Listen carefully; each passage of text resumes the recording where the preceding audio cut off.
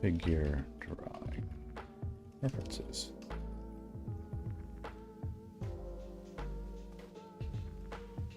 Poses. Models.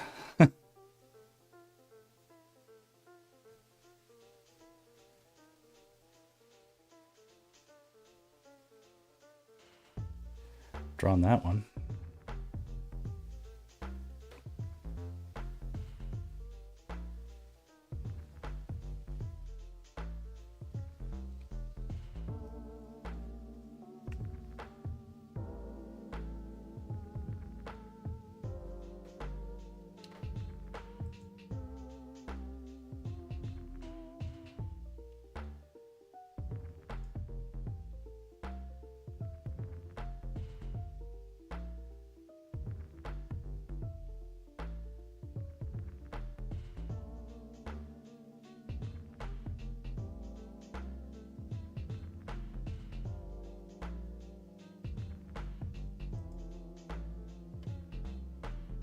We don't really need to be too picky.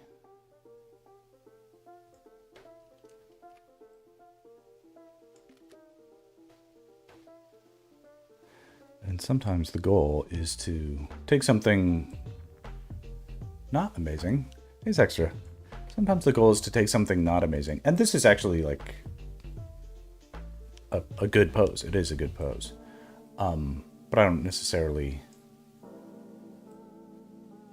see it as like, wow, that's so inspiring. Sometimes you kind of want to practice like turning something that is not super mind-blowing and seeing if you can make it mind-blowing.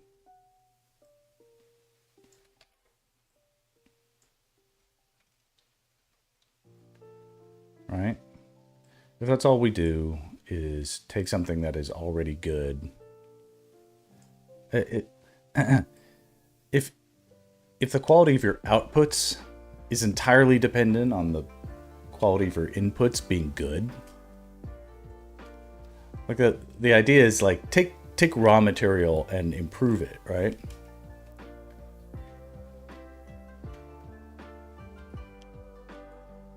Let's see if we can do that.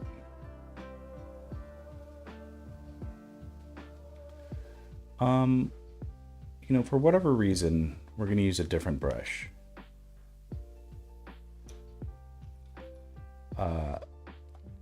Because Sextra's here, and we can try different things, right, Sextra? Different brushes. All right. This is what I call I think it's referred to this broadly in the art industry, a monoline. M-O-N-O, monoline. It's got no variation, like at all, right? Maybe, yeah.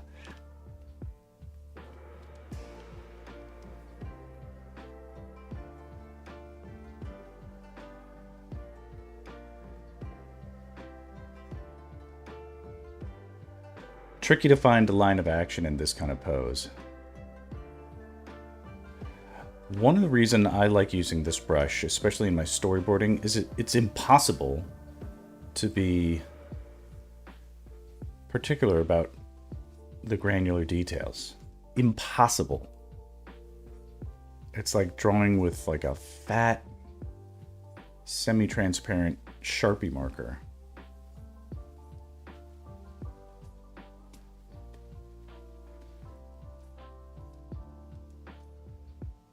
It's very resistant to the idea of going in and finishing too early. You just simply can't.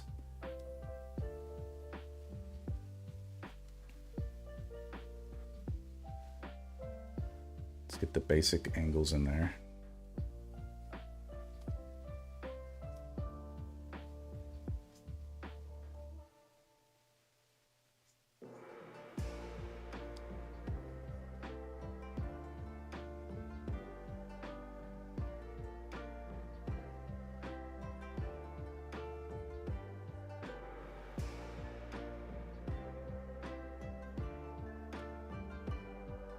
The angles matter a lot where you've got the body bending in space and coming back on itself. If you sort of get sloppy with that stuff, you'll find that in order for her hand to touch her head, like her arms have to be too long. It has to kind of be at the right angles.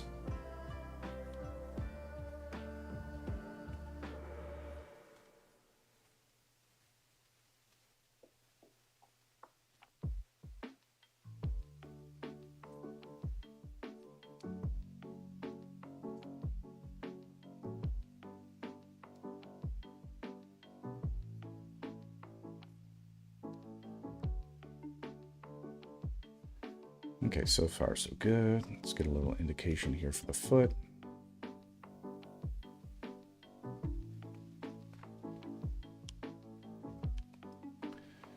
All right, new layer. We'll go a little darker and we'll go a little smaller on the gauge.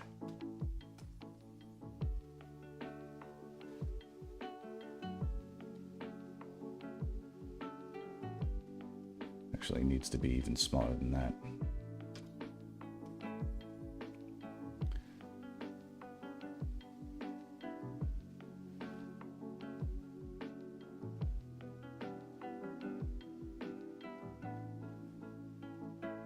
That was pretty quick.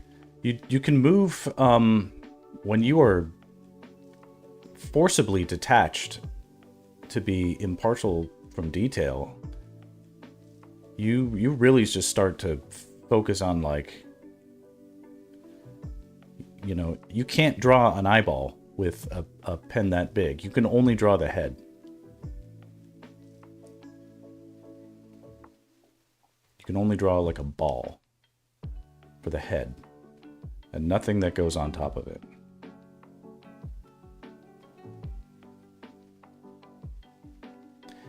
And even here, you can see, like, I'm getting too granular. Here, I won't just undo everything I just did, but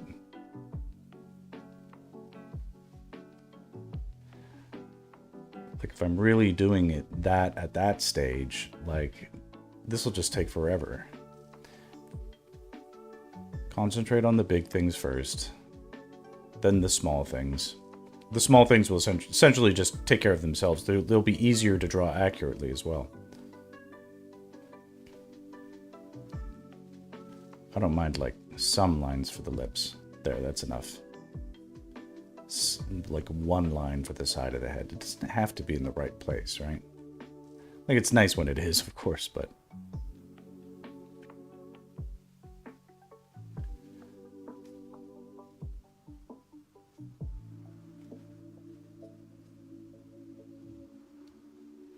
And of course, we live in a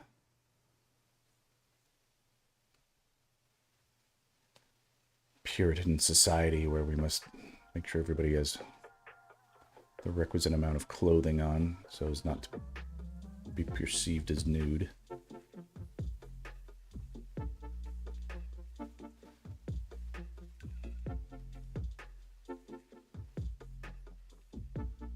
The damage it would cause. Imagine if people knew what other people looked like without clothes on.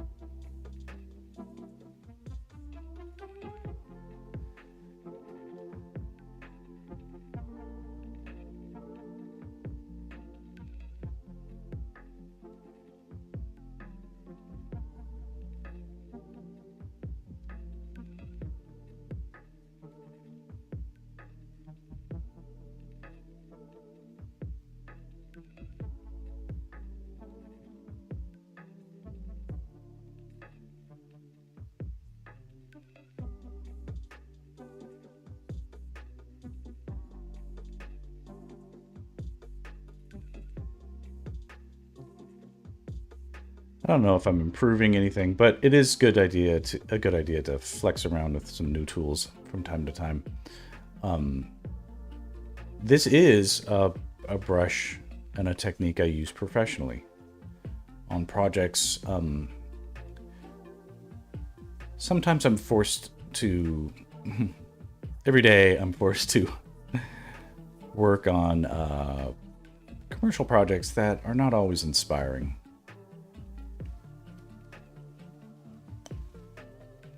They're just not. And I've learned to help my sanity by not forcing myself to treat everything that I draw as if it needs to be representative of the highest portions of my talent and all that. It's okay to like be like, this is just practice, or like, this is just because I have to do it.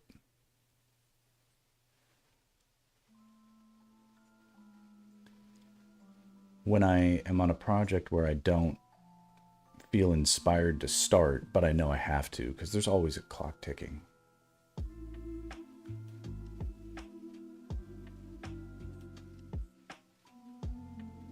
Separating my brain from the impulse to draw perfectly.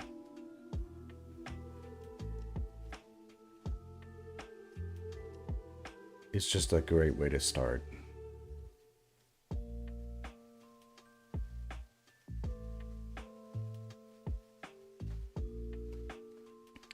I heard a quote the other day. You know, I always try to keep my ear. I was always thinking about stuff, but it's like for a lot of people, our inner monologues are our worst enemy. Right? I think that's true for a lot of people. And probably myself.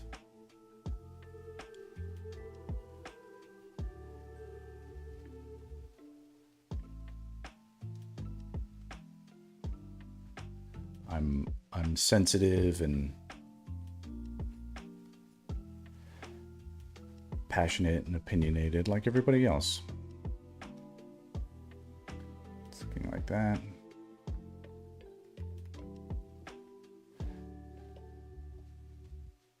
It's not too bad.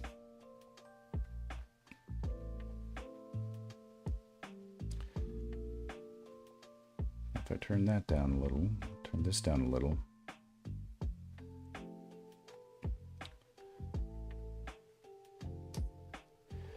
Into this, I might get 9 minutes. Let's see how I might do this. So again, it's hard to see, but in Sector, you might have options like this. I'm pretty sure you draw with straight black. But if you draw with gray instead of black, and you have your paint layering or your brush layering, stroke layering, they call it different things in different programs. If that's set to multiply, what the heck? Hitting the wrong button. There we go. Okay.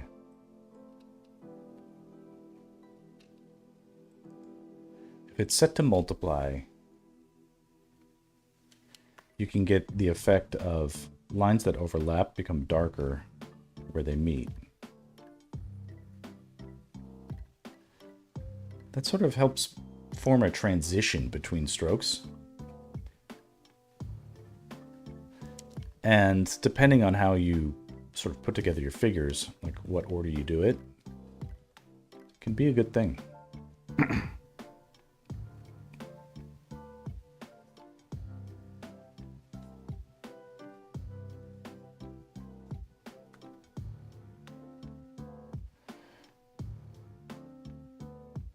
Now into this, Let's adjust this a little.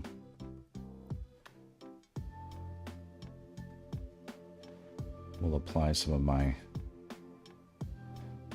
funny underline shading.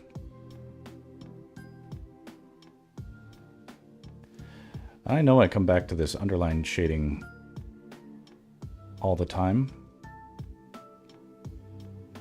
but it's a really sort of useful hack in a lot of circumstances where you need to bring a clean emphasis to things. Oftentimes storyboards are printed out. Usually, like, these days it's entirely like a digital deliverable and all that stuff, but it's totally common for, just for the sake of convenience, like on a set, a director or like the producer's assistants or something like that, they'll have the storyboards printed out and ready to go physically, so they can be sort of passed around and looked over and like even drawn on for notes. It's sort of an important option to have on the fly and in an informal way. So making storyboards read on paper, having that option is important. But what is also true is that a lot of like printers in the field, like, you know, on a modern day on a modern day film set, or commercial shoot or whatever, you know, these are very well prepared things, or productions generally. But sometimes you get, you're like, you can't plan on everything being perfect. You need to actually plan for problems arising. And what happens a lot is, like, after a day of printing out 400 scripts, because they've revised it 300 times, they say, oh, okay, now it's time to print, you know, 80 copies of these storyboards. It's like one for every person on the set, right? It's like a ridiculous amount of printing that might happen. All gets thrown away, of course, but it's, you know, they still print it. But at the end of the day, when it's time to print the storyboards, there's like no ink or toner left in the printer, right?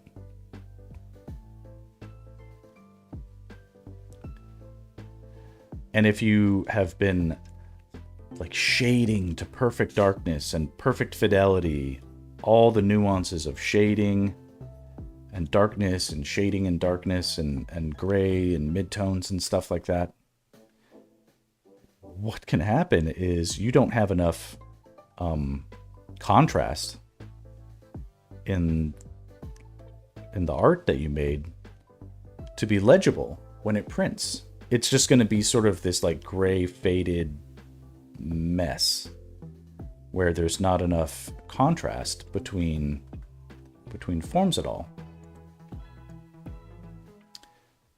Meanwhile, if you draw it like this, I mean, look how effective that is. On my, in the thumbnail on my OBS monitor, even shrunk out like this, it's very legible. You can still see what's going on. And look what happens when I turn off that shading. Do you see that difference? You can't tell what that is, really. There's not enough. It needs help. There you've got even more help.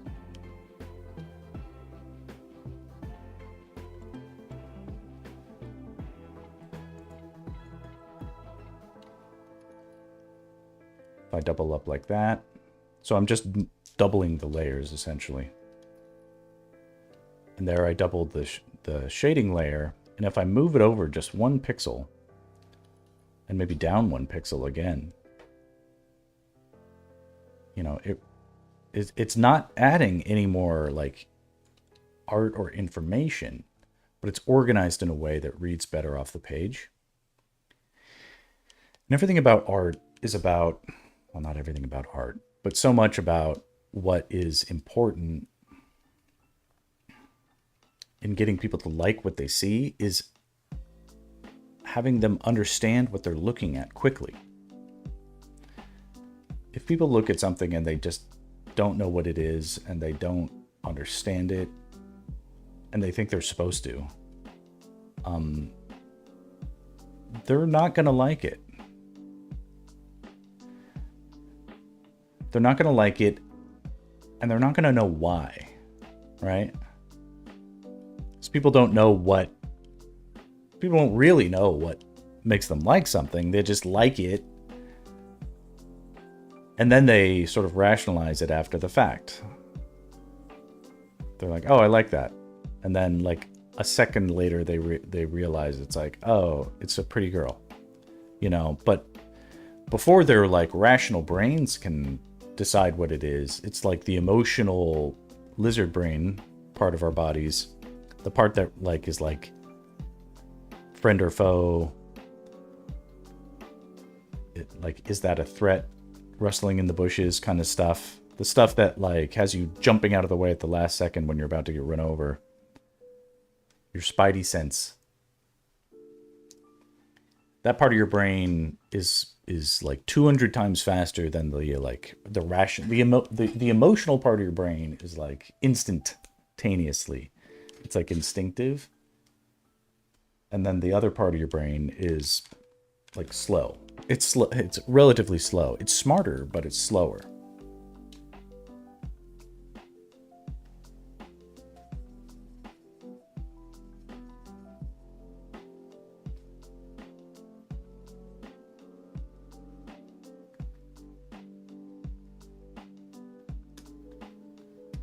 So that isn't this like, obviously this rendering technique isn't going to win any awards, and it's not highly differentiated. It doesn't sort of read as my style, for instance.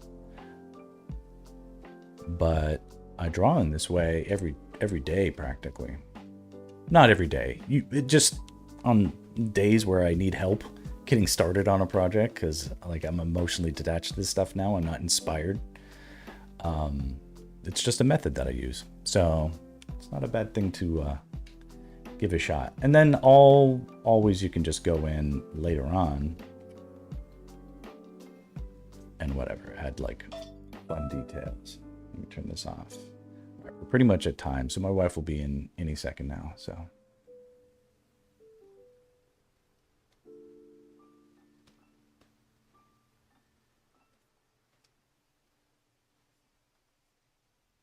Can't waste a good drawing without trying to shade it.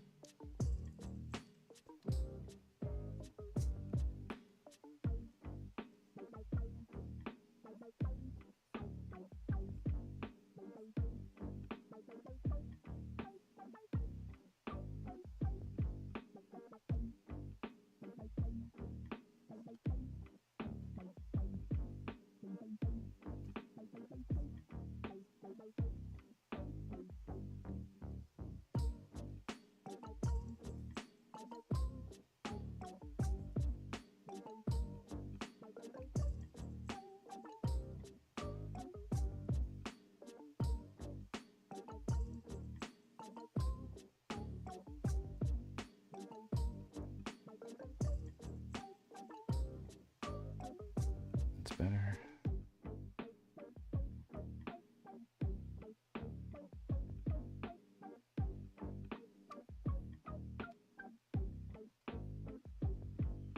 All right, that's going to be time. All right, thanks for coming.